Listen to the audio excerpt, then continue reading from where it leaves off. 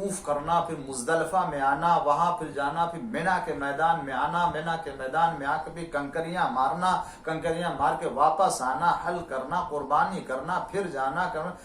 پھر طواف کرنا. یہ وہ مناسک حج ہیں کہ جو واقعی انجام دے چکا ہے وہی جانتا ہے کہ جہاں طاقتور اور خوب جو جوان ہوتے ہیں وہ بھی ایسے موقع پر وہ تھک جاتے ہیں اور وہ چور چور ہو جاتے ہیں مجمع کے ازدحام سے. جو بوڑھے ہیں اور جو کمزور لوگ ہیں ان کی بات تو جانے دیجئے، وہ کتنی دقتوں سے وہ اعمال انجام دیتے ہیں، بلکہ بعض اعمال میں تو دوسروں کو نائب بنا لیتے ہیں، نہیں کر سکتے. اسی لیے یہ کہا گیا ہے کہ اگر انسان کو جانا چاہیے، خدا مستطیع کر دے، صاحب استطاعت کر دے، تو اسے حج کرنا چاہیے جوانی کے عالم میں جب مستطیع ہو جائے.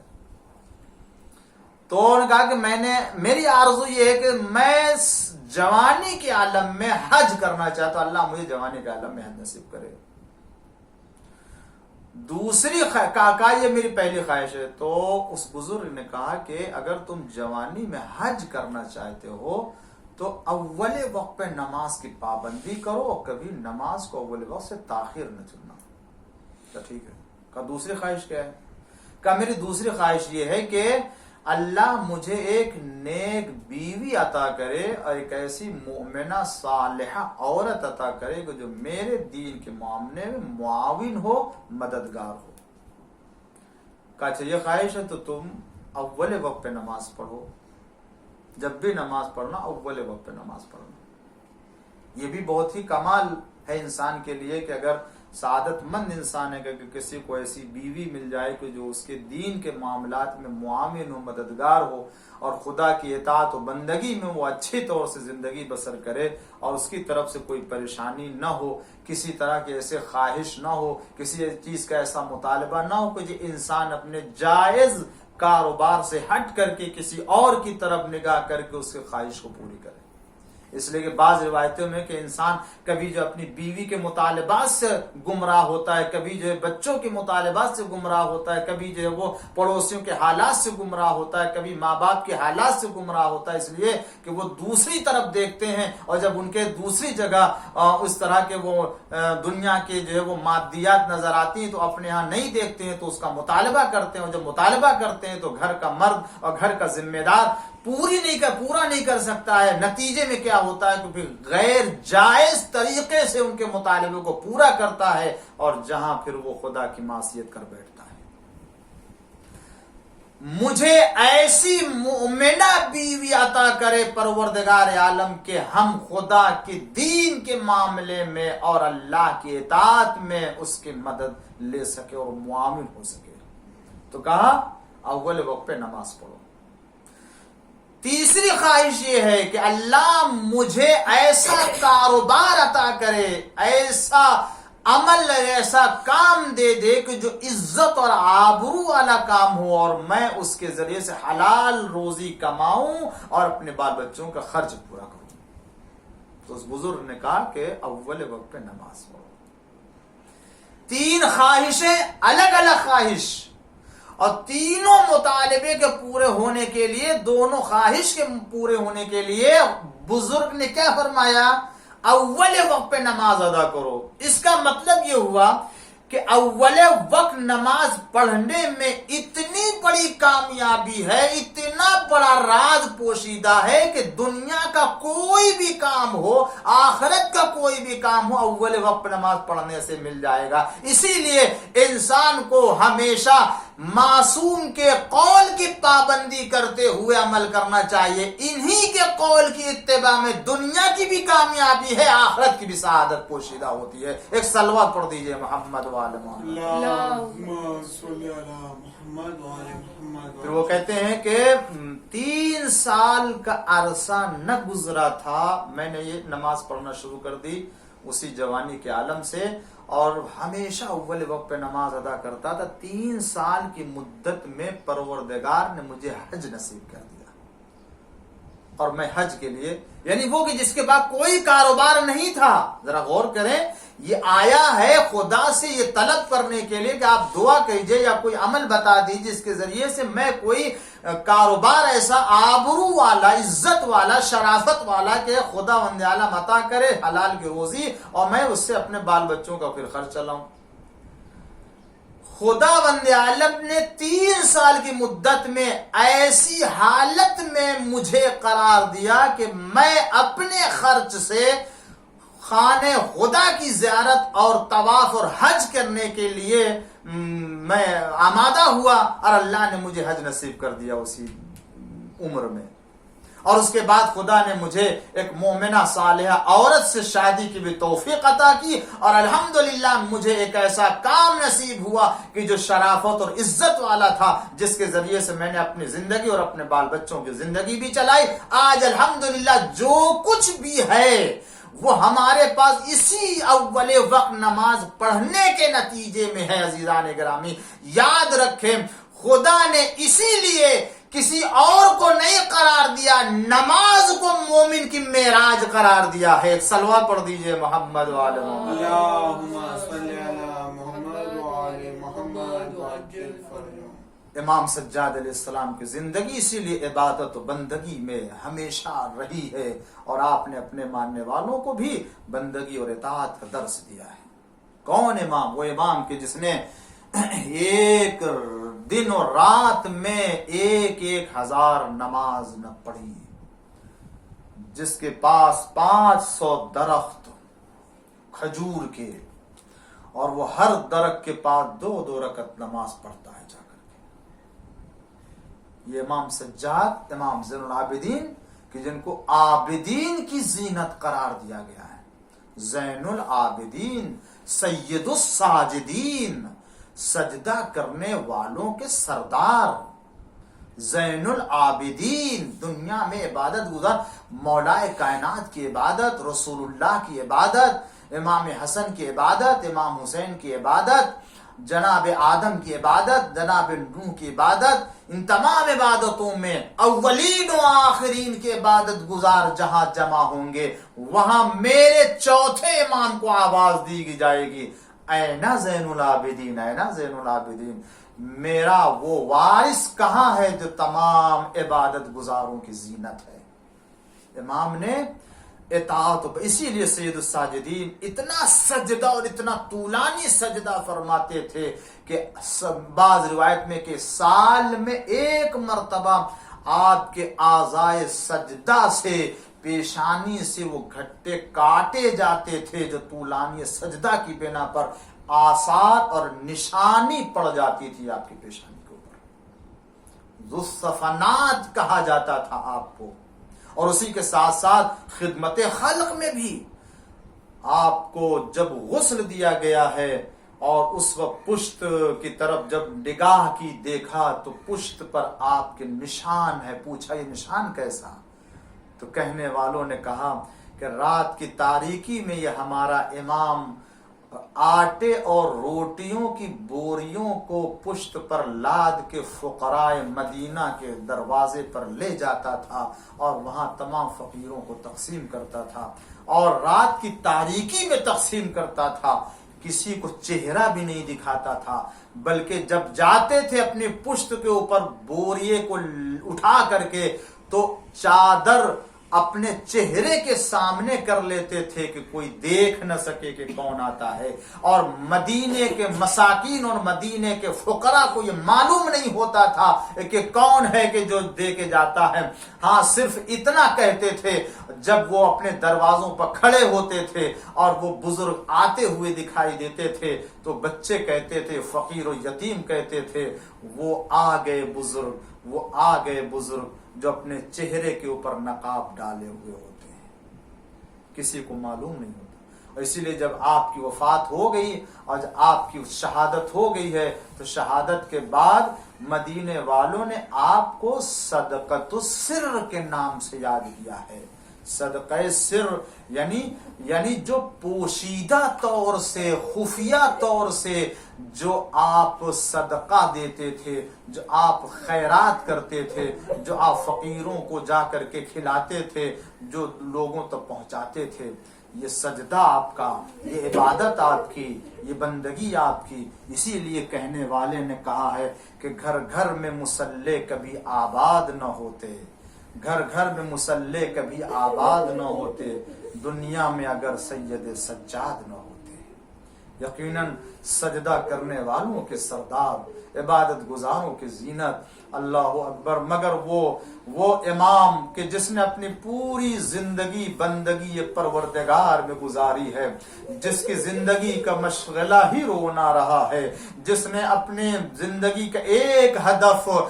شہدائے کربلا کے مصائب اور امام حسین کے قربانی کے مقصد کو آگے پہنچانا تھا، وہ اپنی زندگی میں رونے کے مقصد کے ذریعے سے اور رونے کے ذریعے، گریہ کے ذریعے سے لوگوں تک یہ پیغام پہنچا رہا تھا۔ مگر عزیزو دیکھیں اس رونے والے کو بھی اور اس مظلوم زمانہ کو بھی دنیا میں چین سے رہنے نہ دیا گیا۔ ہاں عزیزو، وہ کیا کرتے تھے؟ وہ اپنی زندگی میں صرف یہی تو کہ جب بھی روٹی لا کے رکھی جاتی تھی تو ایک مرتبہ فرماتے تھے، بابا میں شرمندہ ہوں، اے بابا آپ کو بھوکا پیاسا ذبح کر دیا گیا۔ پانی لا کے رکھا جاتا تو اپنے بابا کو یاد کرتے، بابا آپ کو پیاسا زمین کربلا پہ ذبح کر دیا گیا۔ ارباب عزا یہی دستور رہا، یہاں تک کہ اگر کسی نشست میں، کسی مجلس میں بھی شریک ہوتے یا کسی جشن میں بھی جانا چاہتے تھے تو نہیں جاتے تھے جب تک کہ آپ اپنے بابا کی مجلس وہاں منعقد نہیں کروا لیتے تھے یا وہاں ذکر امام حسین نہیں ہوتا تھا۔ ارباب عزا یہ امام سجاد علیہ السلام کی زندگی جو کربلا سے لے کر کے کوفہ سے شام اور شام سے زندان شام اور اس کے بعد آپ نے وہیں سے یہ کارنامہ شروع کر دیا تھا کہ جب زندان سے رہائی ہوئی ہے تو آپ نے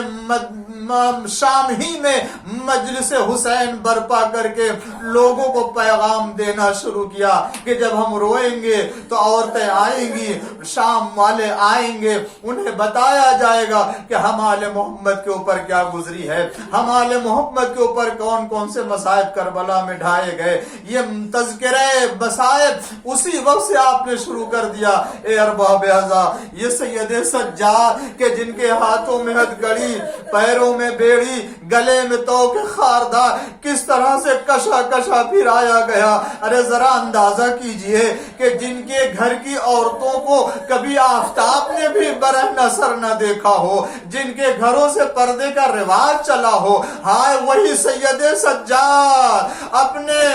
گھر کی عورتوں کو بے مقنو چادر بلوائیوں کے عام میں اس طرح سے لے کر کے آئے اور تماشائیوں کا مجمع ہو، منادی ندا کر رہا ہو، یا یہ رسول اللہ کی نوازیاں ہیں، یہ نبی کی نوازیاں ہیں، یہ علی کی بیٹیاں ہیں، اور سید سجاد یہ سب سنتے رہے۔ اور ارباب عزا یہی نہیں، بھرے دربار ابن زیاد میں سید سجاد کو اپنی پھوپھی کے ساتھ جانا ہوا، ام کلثوم کے ساتھ جانا ہوا، اور اس کے بعد زندان کوفہ میں بھی آپ کو قید کیا جائے، اور اس کے بعد جب شام کے راستے سے آپ کو لے جایا جائے تو وہاں بھرے مجمع میں اس دروازے سے وارد کیا جا رہا ہے جہاں سب سے زیادہ مجمع ہے۔ ہاذا دارو کوئی سید سجاد کے دل سے پوچھے تو کہ جہاں باپ کا سر نو کے نیزہ پہ بلند ہے، جہاں پھوپھیوں کے سروں پہ چادر نہیں ہے، ان کے بازوؤں میں رسی بندھی ہوئی ہے، چھوٹے چھوٹے بچے ہیں اور سکینہ بھی فریاد کر رہی ہو، اے ارباب عزا اس منظر کو دیکھ کر کے جب بھی یاد فرماتے تھے سید سجاد تو یہ مدینے میں تھے مگر الشام کہہ کے گریہ کرتے تھے۔ ارباب عزا زندان شام میں بھی سید سجاد اس عالم میں زندگی بسر کی، اور اب جب مدینے میں آئے ہیں تو اب انہی دنوں دنوں کے مصائب کو یاد کر کے رو رہے ہیں، گریہ کر رہے ہیں، اور فرماتے تھے امام باقر علیہ السلام فرماتے میرا بابا شام کی مصیبتوں کو یاد کر کے روتا ہے اور یہ کہتا ہے ان ظالموں نے ہمیں گرفتار کر کے ہمیں قیدی بنا کے لوگوں کے سامنے اس طرح سے لے جایا گیا تھا کہ جس طرح سے ترک و دیلم کے غلاموں کو قیدی بنا کر کے لے جایا جاتا کہ جن کا آقا مارا جا چکا ہو، جن کا کوئی سرپرست نہ ہو۔ ہائے سید سجاد زندگی بھر شام کی ان مصیبتوں کو یاد کر کے روتے رہے، اللہ اکبر۔ مگر ہاں زادارو یہ رونا بھی زمانے سے گوارا نہ ہوا، ولید بن عبد الملک نے آخر آپ کو زہر دے دیا اور زہر کا اثر آپ کی زندگی میں اور آپ کی جسم میں سرایت کرتا گیا، تو آپ نے اپنے بیٹے محمد باقر علیہ السلام کو بلایا، وصیت کی، اسرار امام سپرد کیے، یہاں تک کہ دیکھا کہ آپ کی حالت غیر ہونے لگی تو ارباب اعضاء ساری وصیتیں کر چکے، ادھر وصیت تمام ہوئی، سید سجاد کے جسم سے روح پرواز کر گئی، بیٹے نے گریہ کیا، ماتم کیا، گھر والوں نے رخصت کیا، مگر عزادارو جانتے ہیں کہ بیٹا موجود ہے، باپ کا سایہ دنیا سے اٹھ رہا ہے، مگر عزادارو یہ وہی سید سجاد ہے کہ جب باپ کا سایہ کربلا میں اٹھ رہا تھا تو یہ غش کے عالم میں خیمے میں تھے، تو پھوپھی اماں نے آ کر کے بیدار کیا، اے بیٹا دیکھو تمہیں کیسی آواز محسوس کر رہی۔ اب جو خیمے کا پردہ اٹھا تو کیا دیکھا، باپ کا سایہ نو کے نیزہ پہ بلند ہے، آواز دی، اے بابا، ارے میرا سلام ہو آپ کے اوپر۔ آزادارو سید سجاد آپ جب دنیا سے رخصت ہوئے تو آپ کے بیٹا امام باقر علیہ السلام موجود ہیں، ہاں وصیت کے مطابق غسل دیا، کفن دیا، جنازہ تیار کیا، تشییع جنازہ کے لیے اہتمام ہوا۔ اے سید سجاد ارے آپ بہت خوش نصیب ہیں، چلیے اب خاندان بنی ہاشم میں یہ پہلا ہی جنازہ کیوں نہ ہو، مگر آپ خوش نصیب ہیں اس لیے کہ اس کے پہلے رسول اللہ کا جنازہ عالم غربت میں رکھا رہا اور جناب شہزادی کا جنازہ تاریکی شب میں اٹھا، مولائے کائنات کا جنازہ اس مظلومیت کے ساتھ، امام حسن کا جنازہ جب اٹھا تو تیروں کی بارش ہو رہی تھی اور لا کے بقیع میں دفن کر دیا گیا۔ جب حسین کا لاشا زمین پر بے گور و کفن پڑا رہا اسے تو کوئی اٹھانے والا بھی نہ رہا، مگر ہاں جب سید سجاد کا جنازہ اٹھا تو مدینے میں ہر چاہنے والا، ہر رونے والا بقیع کی طرف لے کے تابوت جا رہا ہے۔ یہ خاندان بنی ہاشم میں پہلا جنازہ ہے کہ جو اتنی شان سے تشییع جنازہ کے ساتھ بقیع لے جایا جا رہا ہے، مگر میرا دل کہتا ہے سید سجاد کی روح شاد نہ ہوئی ہوگی، عجب نہیں تابوت ہی سے کربلا کا رخ کیا ہو، آواز دی ہو، اے بابا ارے یہ بیٹا بہت شرمندہ ہے، آپ کا جنازہ بے گور و کفن پڑا رہا اور یہ بیٹا کچھ نہ کر سکا۔ سَيَعْلَمُونَ الَّذِينَ أَيَّ مُنْقَلَبٍ يَنْقَلِبُونَ رِضًا بِقَضَائِهِ وَتَسْلِيمًا لِأَمْرِهِ۔ پروردگارا بحق الزہرا و ابیہا و بعلہا و بنیہا والسر المستودع فیہا، معبود امام زمانہ کے ظہور میں تعجیل فرما،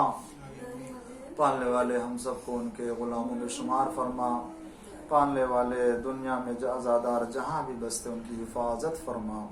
پالنے والے ان آنسوؤں کو ذخیرہ آخرت قرار فرما، پالنے والے اس مجلس کو نام اعمال میں ہمارے قرار فرما، اے اللہ ہماری نسلوں میں عزائے حسین کو قائم فرما، معبود دنیا میں قرآن اور اہل بیت کے دامن سے ہمیشہ متمسک رہنے کے توفیق عطا فرما، ایک لمحے کے لیے ان کے درمیان سے ہمیں جدائی نہ فرما، پروردگار ہم سب کے گناہوں کو معاف فرما، ماں باپ کے گناہوں کو معاف فرما، ہم سب کی زندگی کو عافیت عنایت فرما، آخرت میں بھی شفاعت محمد آل محمد سے سرفراز فرما۔ اے اللہ دنیا سے ہر وبا اور بلا کا خاتمہ فرما۔ اے اللہ ہم سب کو سیرت امام زین العابدین علیہ السلام پر عمل کرنے کی توفیق عطا فرما، اور آپ کے فرمودات کے اوپر عمل کرنے کی توفیق عنایت فرما۔ پانے والے ہم سب کو عبادت اور اطاعت کی توفیق عنایت فرما، بحق محمد والہ الطاہرین۔